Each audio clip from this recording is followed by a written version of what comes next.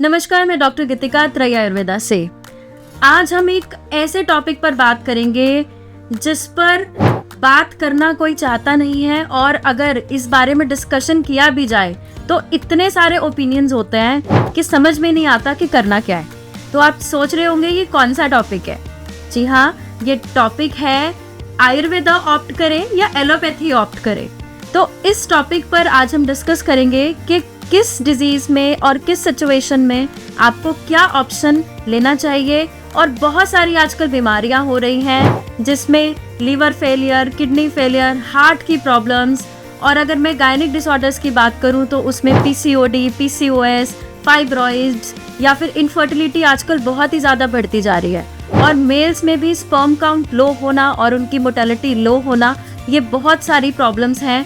और अगर मैं इन बड़ी बड़ी प्रॉब्लम्स की बात अगर साइड में कर दूं और अगर मैं जनरल प्रॉब्लम्स की बात करूं तो उसके अंदर आपका बीपी, शुगर, थायराइड या फिर इंडाइजेशन, बार बार सर में दर्द होना, फीमेल्स में बार बार फेस पर एक्ने आना, मेल्स में बॉडी पर एक्ने आना, बॉडी पर आजकल लाइपोमास बहुत ज़्यादा हो रहे हैं लोगों के। सबसे ज़्यादा इम्पॉर्टेंट जो कि हेयर फॉल एक सबसे पहला इंडिकेशन होता है कि कोई भी इंसान अंडर न्यूट्रिटिव है। तो ये सारी चीज़ों का सॉल्यूशन आपको कहाँ मिल सकता है और इसके लिए आपको पहला ऑप्शन क्या लेना चाहिए, आपको कौन सी पैथी ऑप्ट करनी चाहिए, इसके बारे में हम आज डिस्कस करेंगे। सबसे पहले हम बात करते हैं कि ये एलोपैथी, आयुर्वेदा या और कोई भी पैथी जैसे होम्योपैथी या नेचुरोपैथी, ये सब है क्या। तो सबसे पहले मैं आपको ये कहना चाहूँगी कि अगर आप नेचुरली खुद को ट्रीट करेंगे, लेट्स एक एग्जाम्पल लेते हैं कि अगर किसी को शुरू में ही डायबिटीज़ हुई या फिर स्टार्टिंग में अगर किसी को बीपी पहली बार पता चला कि उसको बीपी है या और भी कोई ऐसी डिजीज़ है, तो सबसे पहले आपको कोशिश यही करनी चाहिए कि आप नेचुरली अपना ट्रीटमेंट करें। क्योंकि अगर आप नेचुरली अपने बॉडी को ट्रीट करने की कोशिश करेंगे तो उसमें आपके जो लॉन्ग टर्म आने वाले जो आपकी प्रॉब्लम्स हैं वो पहले ही कवर हो जाती है। आपने सुना ही होगा, prevention is better than cure. तो आज के समय में डिजीज फ्री रहना एक बहुत बड़ा टास्क है। आपने देखा होगा कि बहुत सारे पेशेंट्स हमारे पास आते हैं, वो बोलते हैं कि मैम मेरे फादर मदर को तो शुगर कोई 60 इयर्स में हुई थी, 50 इयर्स में हुई थी, पर मुझे तो अभी 30 इयर्स में ही हो गई है, ये क्यों हो गई है। तो इन सब चीज़ों का कारण यही है कि जैसे जैसे हम टेक्नोलॉजी ऑप्ट करते जा रहे हैं, उस बिहाफ पर जो हमारी अदर जो डिमांड्स है, हमारा अगर फूड की मैं डिमांड करूँ वो भी बढ़ती जा रही है। वाटर इनटेक, जैसे जैसे पॉल्यूशन बढ़ रहा है वो भी ज़्यादा उसकी डिमांड बढ़ती जा रही है। तो स्कैरसिटी होने की वजह से और डिमांड ज़्यादा होने की वजह से पॉल्यूटेंट्स और बहुत सारे केमिकल बेस्ड बहुत सारे फूड के अंदर चेंजेस हो रहे हैं। तो इन सब चीज़ों की वजह से, प्लस अगर आपकी सेडेंटरी लाइफस्टाइल है, आप नाइट जॉब्स कर रहे हैं जिसमें आपको रात भर जागना पड़ रहा है और आपका डाइट अच्छा नहीं है, तो भी आपको बहुत सारी प्रॉब्लम्स हो सकती हैं। यानी कि आप ओवरऑल अपना फूड, वाटर या फिर अगर मैं एयर की क्वालिटी हूँ वो भी आपको अच्छे से आज के समय में मिलती नहीं है। प्लस अगर आप अपना सोने का टाइम, उठने का टाइम, या फिर अगर मैं बात करूँ अपने खाने पीने की जो हैबिट्स है, या बार बार खाने की हैबिट है या फिर कम खाने की हैबिट है। फीमेल्स होती हैं वो 12-12 बजे तक खाना ही नहीं खाती, सारा दिन काम करके सोचती हैं हम तब अपना डाइट ले लें।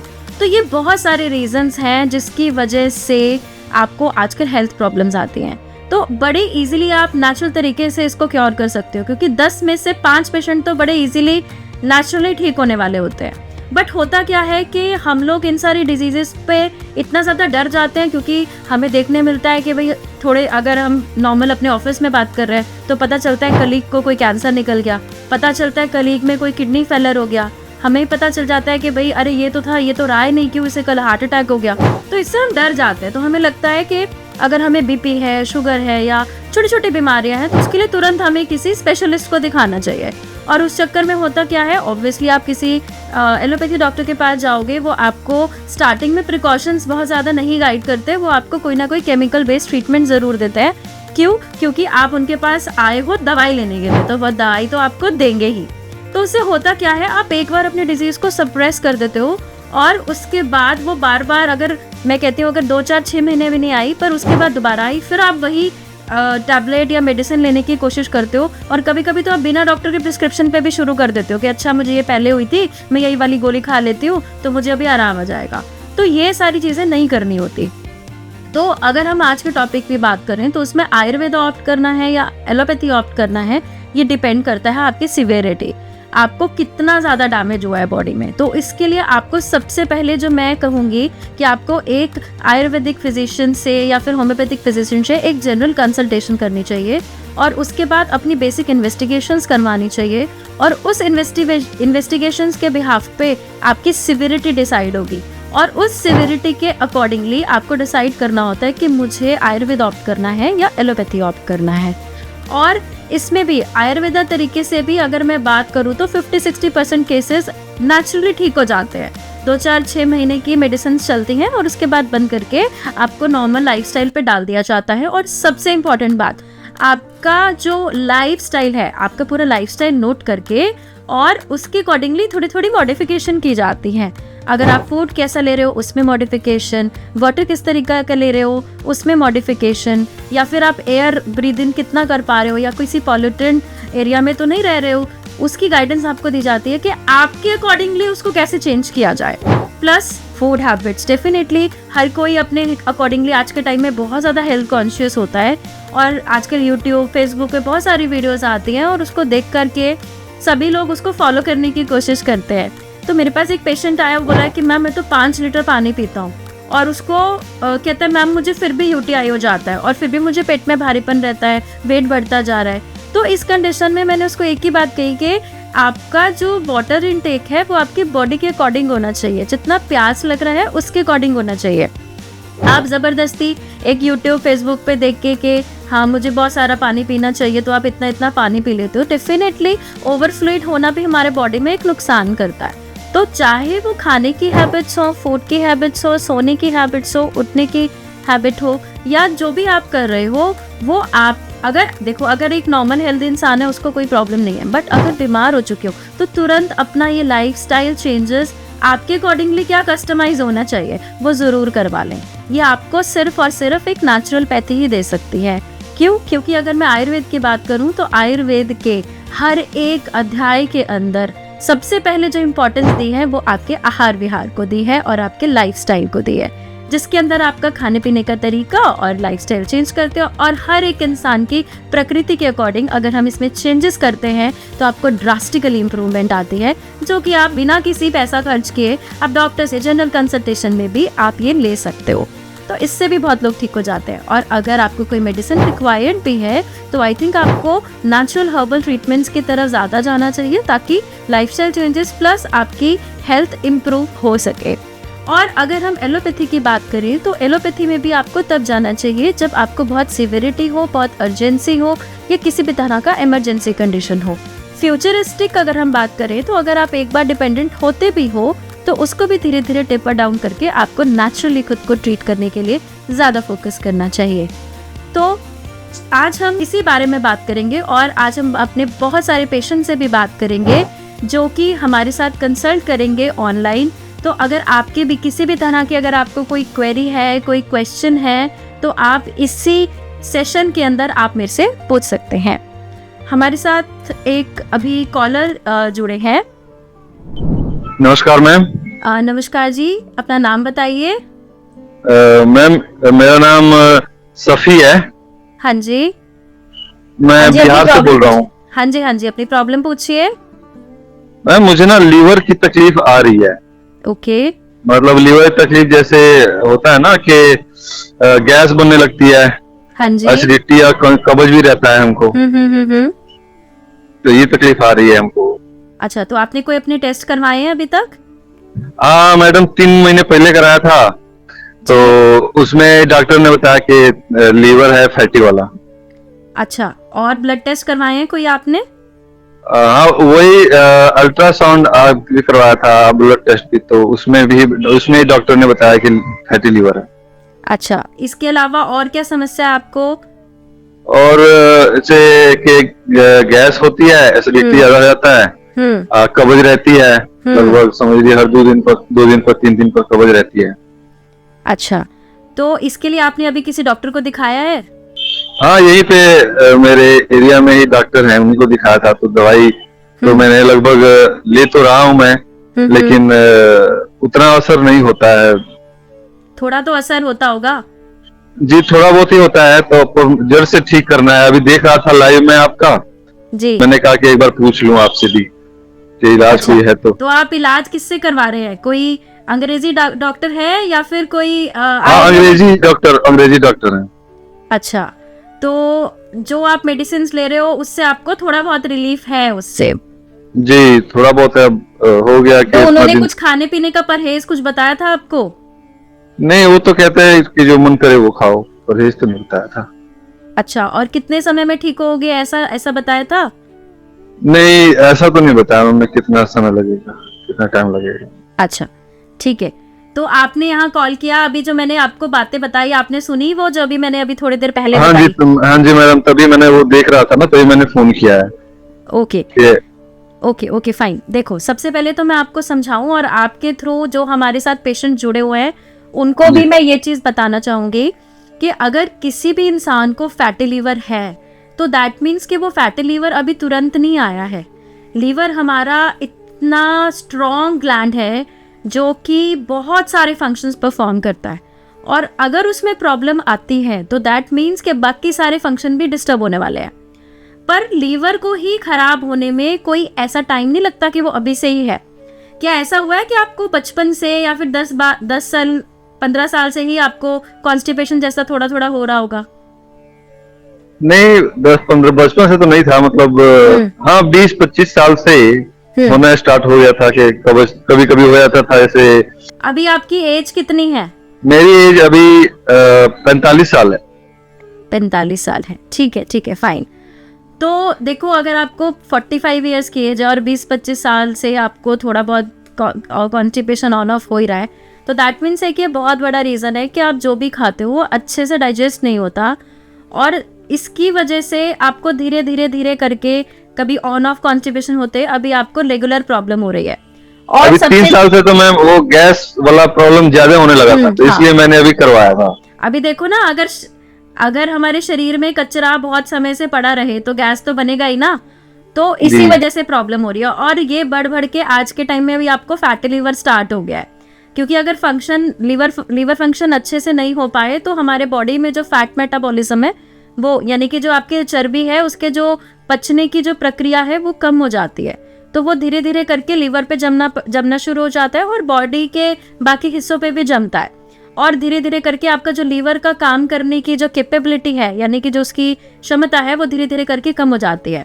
तो मैडम ये ठीक तो हो जाता है ना वैसे? हाँ हाँ बिल्कुल ठीक हो जाता है। फैटी लीवर तो बहुत आराम से ठीक हो सकता है, पर आपको एक चीज़ ध्यान देनी पड़ेगी कि सिर्फ अकेला दवाइयाँ नहीं, उसमें थोड़े बहुत जो भी आपको डूज डोंट्स है या खाने पीने का जो तरीका है, अगर हम आपको वो समझाएंगे, उसको अगर आप अच्छे से फॉलो करने के लिए तैयार हो, और साथ में जो भी हम आपको मेडिसिन वगैरह देंगे उसको प्रॉपरली फॉलो करोगे तो बहुत अच्छे रिजल्ट मिलेंगे।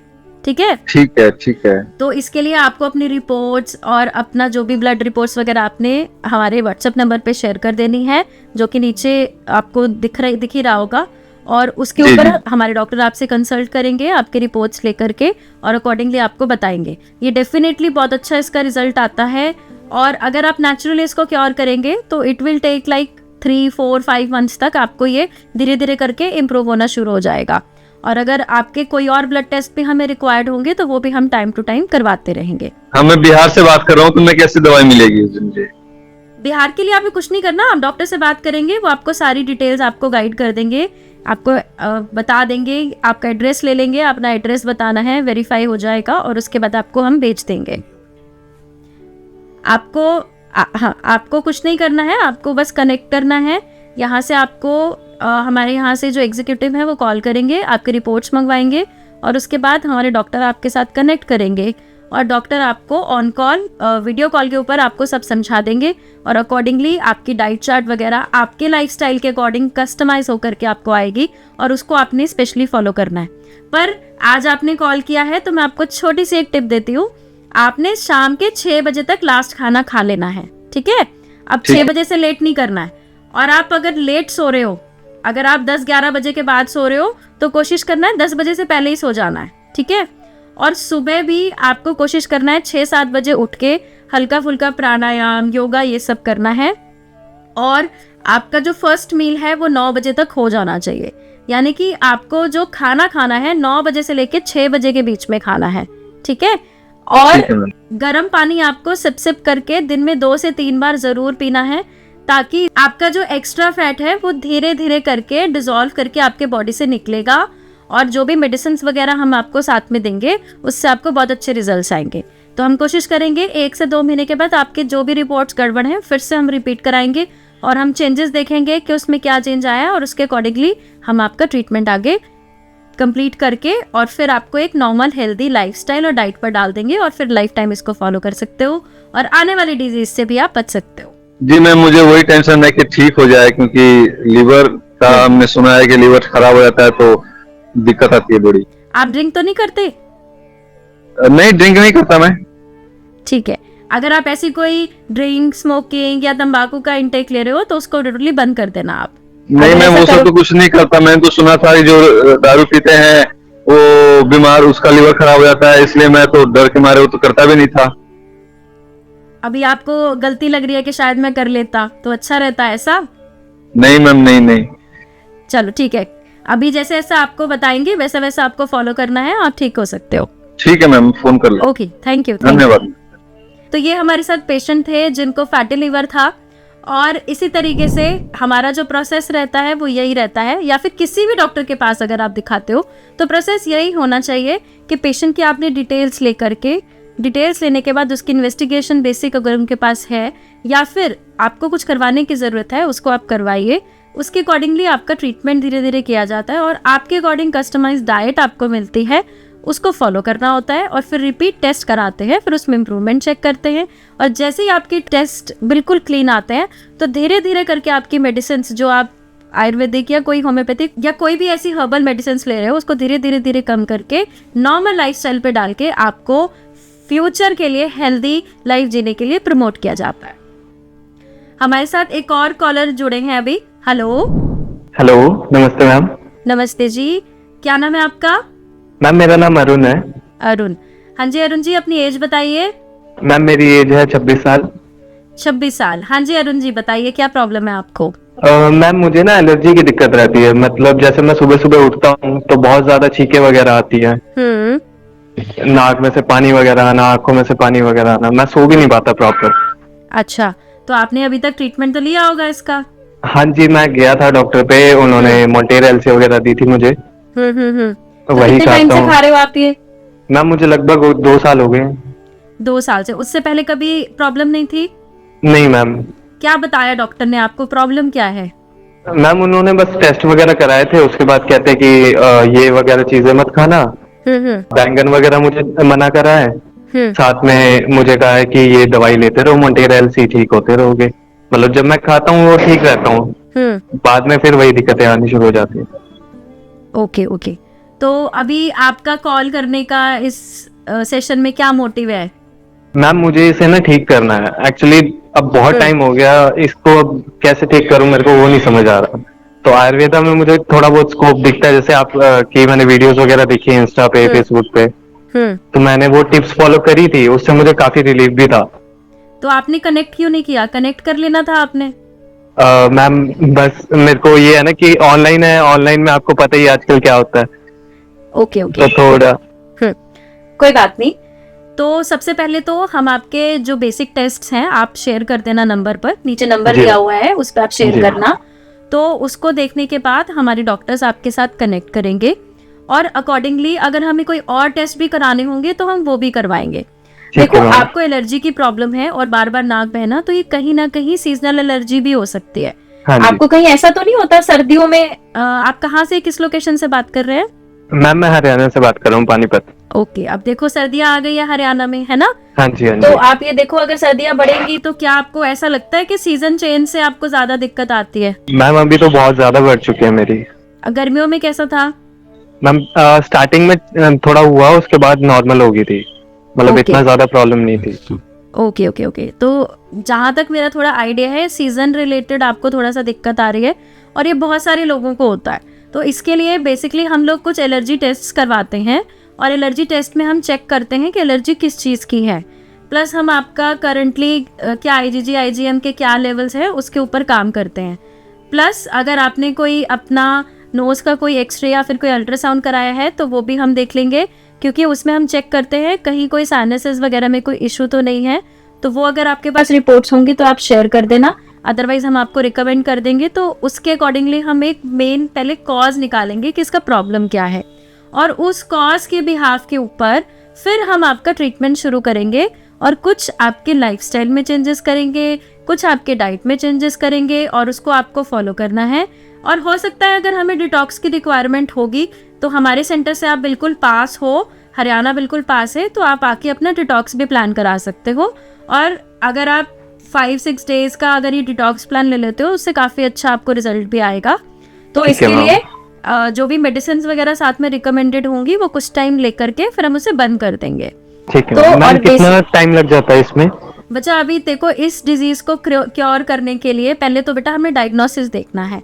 डायग्नोसिस बनेगा, डायग्नोसिस के बाद फर्स्ट मंथ के ट्रीटमेंट में आप कितना रिस्पॉन्स कर रहे हो। अभी देखो आपने टिप्स फॉलो किए तो भी अच्छा रिजल्ट था, तो उसके अकॉर्डिंगली हमें कितना कितना रिजल्ट आ रहा है उसके बिहाफ पे हम डिफाइन करते हैं।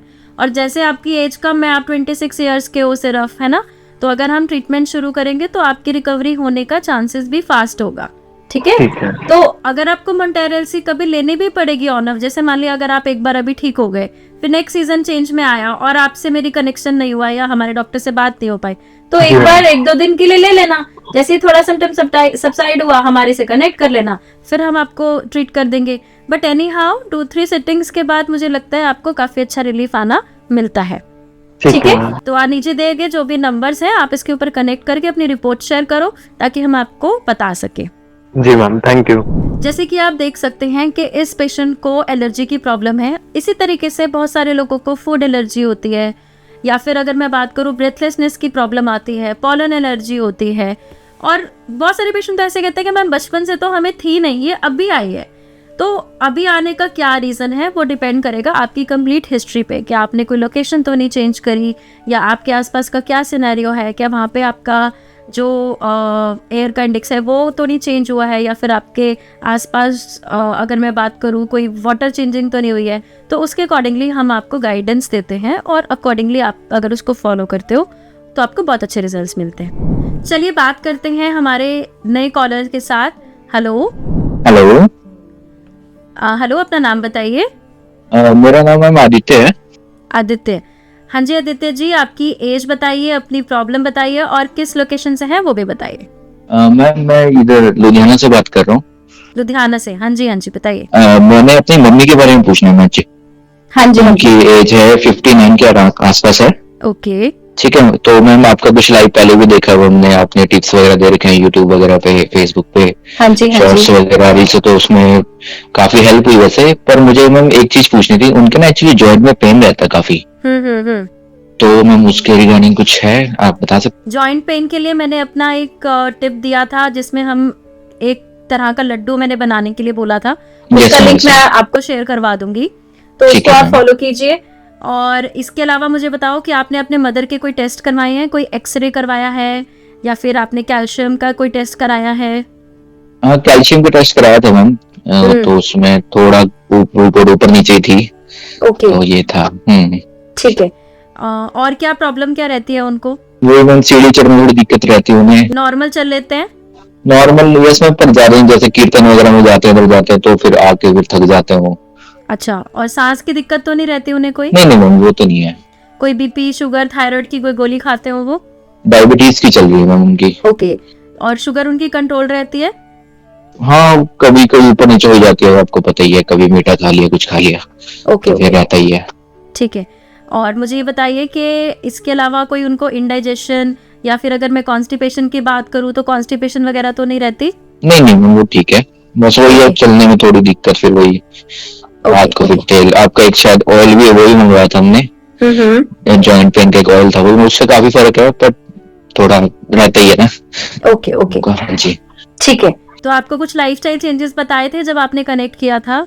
यस मैम, वो फॉलो किए तो इससे काफी फर्क पड़ा है वैसे, पर मैं चाहता हूँ थोड़ा जड़ से ही थोड़ा हो जाए तो वो ज्यादा बेटर रहेगा। ओके, ठीक है। तो आप एक काम कीजिए, एक तो अपनी रिपोर्ट्स हमारे जो नंबर दिए हुए हैं उस पे आप शेयर कर दो और मेरे डॉक्टर एक आपके साथ कनेक्ट कर लेंगे। मैं आपको एक बेसिक सा आप इस डिजीज के बारे में बता देती हूँ कि जैसे कि अगर उनकी एज 55 प्लस है, तो कहीं ना कहीं इस एज में ऑस्टियोआर्थराइटिक चेंजेस आते ही आते हैं हर एक पेशेंट में। तो और कुछ लोगों को ये लेट आते हैं और कुछ लोगों को अर्ली चेंजेस भी आ जाते हैं। 40s की एज में भी कई लोगों को ऑस्टियोआर्थराइटिक चेंजेस देखने को मिलते हैं आजकल। तो इसमें देखो आप समझने की कोशिश करो कि हमारे जॉइंट्स हैं, राइट। अब जॉइंट्स के ऊपर अगर भार ज़्यादा है तो वो क्या होता है कि वो प्रेस करते हैं, प्लस एज रिलेटेड भी अगर दोनों जॉइंट्स के बीच में अगर किसी भी तरह का आपका फ्लूइड कम हो रहा है या आपको कैल्शियम की कमी है या आपको किसी विटामिन सप्लीमेंट की अगर कोई कमी हो जाती है तो होता क्या है कि वो धीरे धीरे करके डिटेरियोरेट होता है। और ये जो जॉइंट इतना रहना चाहिए, आप देख रहे होंगे ये धीरे धीरे करके ऐसे कम होने लगता है। तो इससे क्या होता है, आपस में फ्रिक्शन क्रिएट होती है, तो उस वजह से पेशेंट को पेन होता है। तो इसमें क्या करते हैं हम, एक थेरेपी होती है जानो बस्ती करके, वो एक थेरेपी कराते हैं।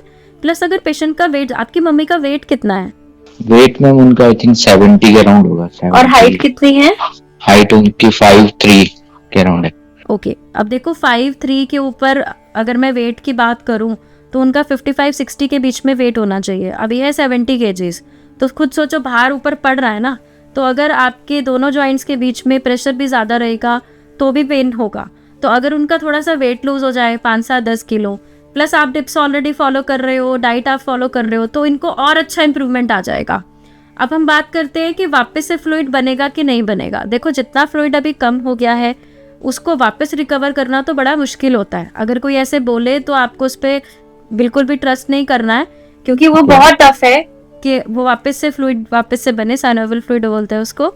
बट हाँ, ये है कि आप उसके अंदर अगर ऑयलिंग करके उसके टेंडन्स को, आपके जो घुटनों के बीच में जो मसल्स होते हैं, अगर आप उसकी फ्लेक्सिबिलिटी इंक्रीज कर दो, अगर उसके अंदर आप उसमें कोई इन्फ्लेमेशन है उसको ठीक कर दो, तो होता क्या है, धीरे धीरे करके आपके जॉइंट्स की जो मोबिलिटी है वो अच्छी होने लगती है। और जो आपकी डिजेनरेशन है अगर वो फास्ट हो रही है तो वो थोड़ी कम होनी शुरू हो जाएगी, क्योंकि आपको पता है ओल्ड एज है। ओल्ड एज में जैसे जैसे एक इंसान बढ़ता है, अगर परफेक्ट हाइट वेट का भी है तो भी कहीं ना कहीं डिजेनरेशन तो देखो आएगी। पर आपके केस में आपकी मम्मा को डायबिटीज भी है ना, आपका मदर को वेट भी ज्यादा है, तो हमें इस पे भी काम करना पड़ेगा। हम जैसे जैसे इस पे काम करते जाएंगे वो अच्छी होती जाएंगी। और जैसे अभी स्पीडीली उनका 59 ईयर्स में अगर ऑस्टियोआर्थराइटिस आ गया है तो हो सकता है इसी कंडीशन को मेंटेन करते हुए प्लस हम अगर बाकी फैक्टर्स पे काम करते हुए इम्प्रूवमेंट करेंगे तो इनको रिजल्ट डेफिनेटली आने ही वाला है। तो आपने कुछ नहीं करना है, एक बार अपनी रिपोर्ट दोबारा शेयर करो और मैं पर्सनली आपका जो है नेम है वो सजेस्ट कर देती हूँ इस लाइफ के थ्रू, और आपको हम लोग कनेक्ट करके और फिर हम आपका ट्रीटमेंट जो है प्लान करेंगे, मे बी थ्रू मेडिसिन और थ्रू थेरेपीज, जो भी बेस्ट रहेगा हम प्लान करेंगे। आप अकॉर्डिंगली जो है जैसा आपको लगेगा आप उसको फॉलो कीजिएगा। ठीक है, thank you so much ma'am. Okay, thank you so much. Okay, तो जैसे आपने देखा होगा कि ऑस्टियोआर्थराइटिस की प्रॉब्लम आजकल बहुत ज़्यादा है, बट नॉर्मली क्या फॉलो करते हैं कि हाँ अभी हम घुटने बदलवा देते हैं, या फिर हम कोई इंजेक्शंस लगाने बोला है किसी डॉक्टर ने, या फिर कोई सप्लीमेंट्स पे आ जाते हैं, मल्टीविटामिन्स में आ जाते हैं।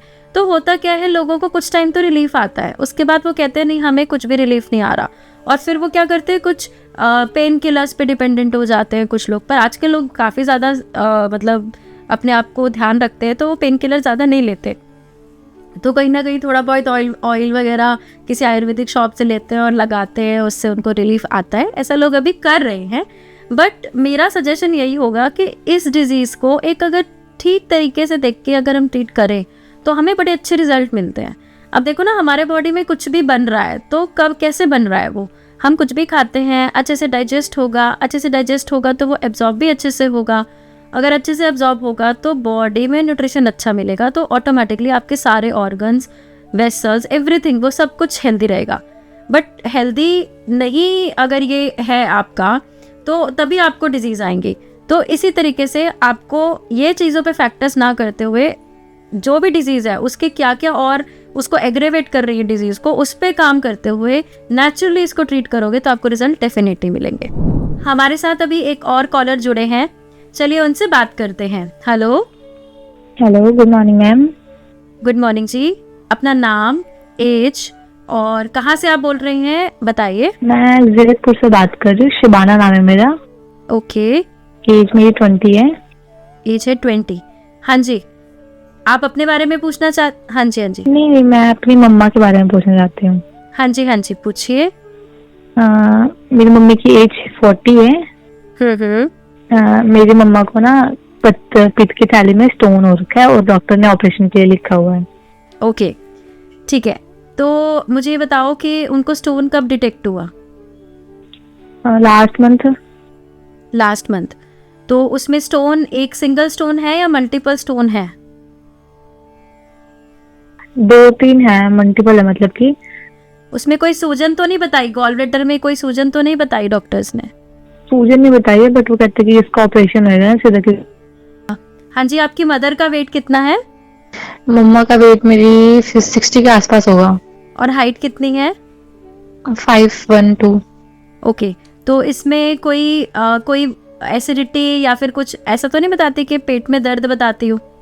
नहीं, मम्मी के पेट में दर्द होता है, एसिडिटी बहुत ज्यादा बनती है। वो एक्चुअली 3-4 साल से ना गैस की गोलियां भी खाती है ना वो। ओके, तो पहले आपने अल्ट्रासाउंड कभी नहीं करवाया इनका? नहीं, अल्ट्रासाउंड तो हो गया, बट स्टोन अभी मतलब कि लास्ट मंथ पता चला स्टोन भी है। उससे पहले कभी स्टोन नहीं था? नहीं, उन अल्ट्रासाउंड कराया था बट उसमें कुछ क्लियर नहीं हुआ था। और उनकी किडनी में भी स्टोन है, दोनों किडनी में छोटे छोटे। किडनी में भी स्टोन है? Okay fine. तो आप एक काम करना, एक नंबर हमारी स्क्रीन पर फ्लैश हो रहा है, उस नंबर पर आपने जो रिपोर्ट्स हैं वो आप शेयर कर देना और उसके अकॉर्डिंगली जो भी बेस्ट गाइडेंस होंगी आपको देंगे। तो मैं आपको एक जनरल सी एक इन्फॉर्मेशन दे देती हूँ regarding gall bladder stone and kidney stone. देखिए, किडनी स्टोन और गॉल ब्लैडर स्टोन में थोड़ा सा डिफरेंस रहता है। देखिए, अगर मैं स्टोन की बात करूँ तो जो गॉल ब्लैडर स्टोन है और किडनी स्टोन है, दोनों का जो अगर मैं बात करती हूँ तो सबसे पहले तो हम देखते हैं कि किस में क्या रिकमेंड किया जाता है।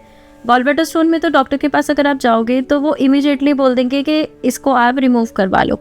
और किडनी में भी धीरे धीरे करके कुछ कुछ डॉक्टर्स जो हैं मेडिसिन दे करके उसको ठीक करने की कोशिश करते हैं। अदरवाइज़ वो स्टोन का साइज़ या शेप अगर थोड़ा अलग तरीके का है तो उसमें सर्जरी रिकमेंड की जाती है, अगर मैं एलोपैथिक की बात करूँ तो।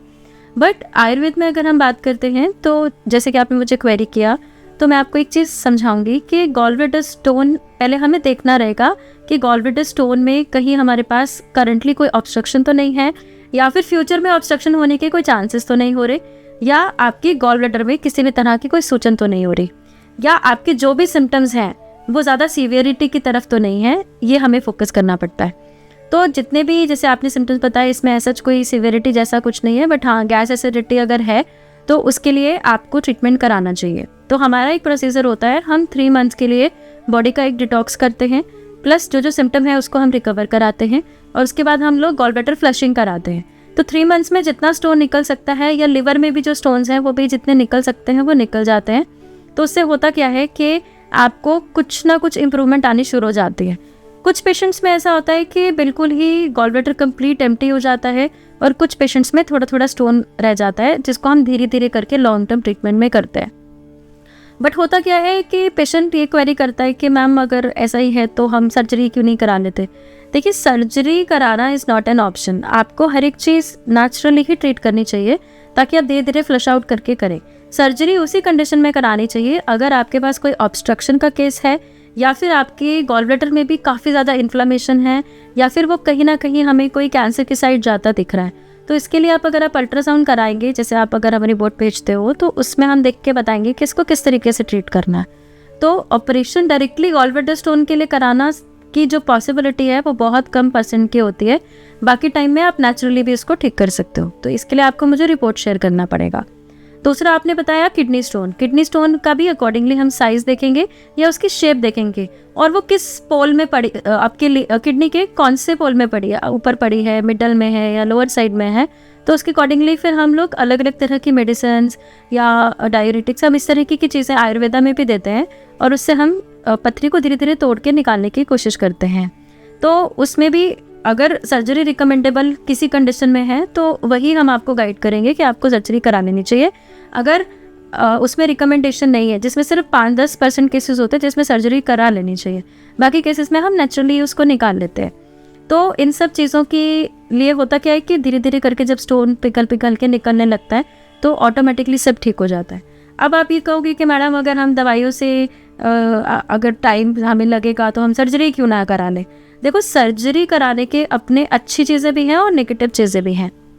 अगर हम गॉल ब्लैडर की बात करते हैं तो गॉल ब्लैडर अगर तुरंत आपने रिमूव कर दिया और उसमें इतना कोई कॉम्प्लिकेशन था नहीं, तो फ्यूचर में आपका जो फैट मेटाबॉलिज्म है वो कहीं ना कहीं डिस्टर्ब हो जाता है, क्योंकि आपका जितना भी फैट है ये सब आपके गॉल ब्लैडर में स्टोर्ड जो बाइल है उसी को वही जो है आपको तोड़ के उसको फिनिश करेगा, आपके फैट को उसको डाइजेस्ट करेगा। बट अगर गॉल ब्लैडर नहीं होगा तो हर टाइम बाइल ऐसे प्रोड्यूस नहीं होता, वो प्रोड्यूस होकर के स्टोर होता है आपकी गॉल ब्लैडर में, और जब रिक्वायरमेंट होती है तो दिन में 5-6 बार जब भी गॉल ब्लैडर आपका कॉन्ट्रैक्ट करेगा तो उसमें से आपका बाइल रिलीज होकर के आपके फूड को डाइजेस्ट करता है, जो इसमें मैक्सिमम फैट को डाइजेस्ट करने का मेन उसका रोल है। तो फ्यूचर में मैंने देखा है कि गॉल ब्लैडर स्टोन छोटा सा स्टोन था और लोगों ने तुरंत ही ऑपरेशन करा लिया, फिर वो लॉन्ग टर्म गैस, एसिडिटी, या उसके बाद बहुत सारे लोगों में कहीं ना कहीं यूट्राइन रिलेटेड इश्यूज़ या मेल्स के अंदर prostate related issues early age में आने लग जाते हैं, क्योंकि कहीं ना कहीं हार्मोन्स भी हमारे इससे रिलेटेड डिस्टर्ब होते हैं।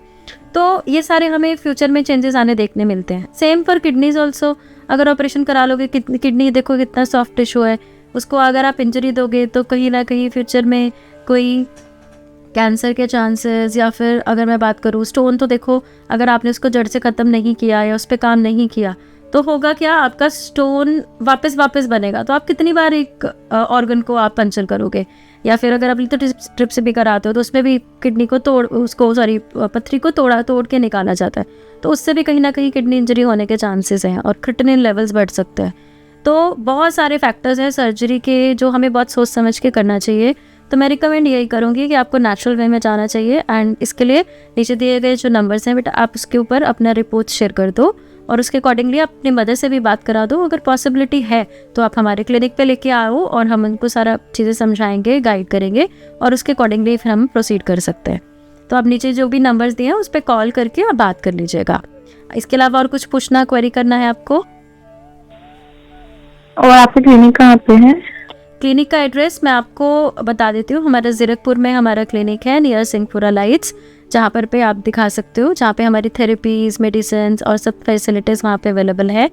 तो आप यहाँ पर आप जो नंबर दिया है उसमें कॉल करके आप एड्रेस की एग्जैक्ट लोकेशन और नंबर देख सकते हो, या फिर गूगल पे भी आप सर्च करके देख सकते हो।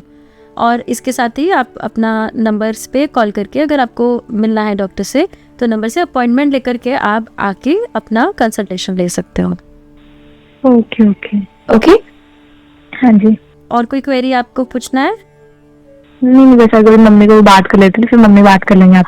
हाँ, आप नंबर पे आप कॉल करके आप बात कर लीजिएगा। हाँ जी, thank you so much ma'am. Okay, thank you so much. तो जैसे कि आपने देखा कि gall bladder stone, kidney stone एक साथ ही एक पेशेंट में है, और लोगों की बहुत सारी क्वेरीज होती है, कंफ्यूज हो जाते हैं कि डॉक्टर ने सर्जरी बोल दिया, सर्जरी करानी पड़ेगी। अरे रुको, क्योंकि सर्जरी भी आप कराओगे तो पहले आपसे वो कंसेंट फॉर्म करवाएंगे कि इसकी वजह से कोई कॉम्प्लिकेशन आ रही है, कुछ भी आ रहा है, we are not responsible for that. तो भाई हर एक चीज़ का अपना अपना प्रॉस कॉन्स होते हैं, अपनी हेल्थ अपने हाथ में होती है, आपको डिसीजन उसी के अकॉर्डिंग लेना चाहिए।